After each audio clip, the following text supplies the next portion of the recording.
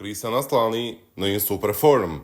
Në mesnatën e dieshme, me orën e Europës, rreth orës 3 të mëngjesit, Interi ka luajtur ndeshjen e parë për botrorin e klubeve kundër Monterreyt, një ndeshje e cila përfundoi në shifrat 1-1, ndërsa nga minuta e parë e takimit u hodh në fush edhe Kristian Aslani.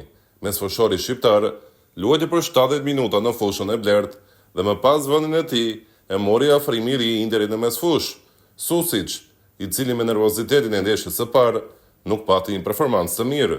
Ndërkohë Kristian Aslani, veçanërisht në pjesën e parë, zhvilloi ndeshjen më të mirë me fanellën e Interit.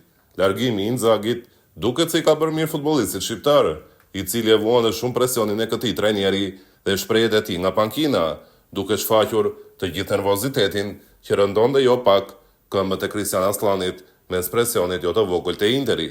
Madje disa thonin se sa herë që Aslani pason në kohën e Inzagit, kthen e kokën nga trajneri për të parë shprehjet e tij të fytyrës dhe për të parë se sa ishte kënaqur apo nervozuar me pasimin dhe zgjedhjen e bërë nga ana e shqiptarit. Në golin e parë dhe të fundit për Interin kundër Monterreyt, në barazimin 1-1, gjithçka erdhi nga këmbët e Kristian Aslanit. Një goditje dënimi e ekzekutuar në genialitet, aq sa shumë e krahasuan me pasimet që vinin nga Iniesta në kohën e tij. Pasimi perfekt shkoi në këmbët e Augustos, që më pas gjeti Martinezin me portën e boshatisur për ta shtyrë topin më pas drejt rrjetës dhe portës së boshatisur. Komplimentet erdhën menjëherë edhe nga Barella, ndërsa dorëtrokitjet erdhën edhe nga Chivu nga pankina për mënyrën se si Aslani ekzekutoi qetësisht e goditje dënimi perfekte. Pjesa e parë ishte perfekte për shqiptarin që për herë të parë luajti te Interi si me kombëtaren, po diktonte mes fushën dhe ishte gjatë gjithkohës në kontakt me topin.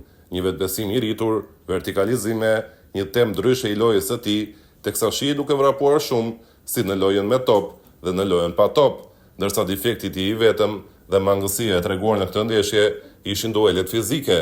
Në momentin e dueleve fizike, Aslani i humbiste ato dhe më pas shtrihej për të kërkuar një faull të paqënë, për të treguar edhe një herë tjetër problemin me mungesën e palestrës dhe fizikut të tij jo ideal, teksa ai vuajti shumë në një ndeshje me Milanin në Superkup, pikërisht për një duel fizik të humbur në mënyra të tilla.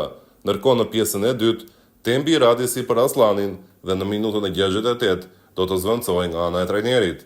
Aslani në ndrejtimin e Chivu mund të transformohet, ndryshe nga koha me Inzaghin. Shanset e tij për të qenë pjesë e Interit tani janë rritur shumë më tepër sesa nga periudha e mëparshme kur ishte në ndrejtimin e trajnerit Inzaghi.